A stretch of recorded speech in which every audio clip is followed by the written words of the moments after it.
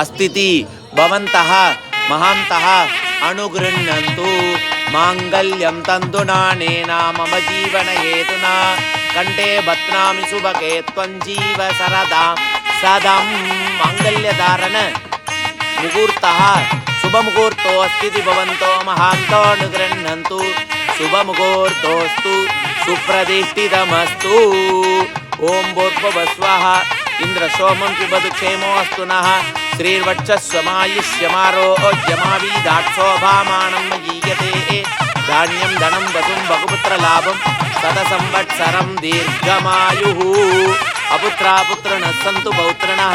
अदना सदना सन्तु जीवातु सरदां सतं भूर्भुवस्वः मुहूर्तशुभमुहूर्तेन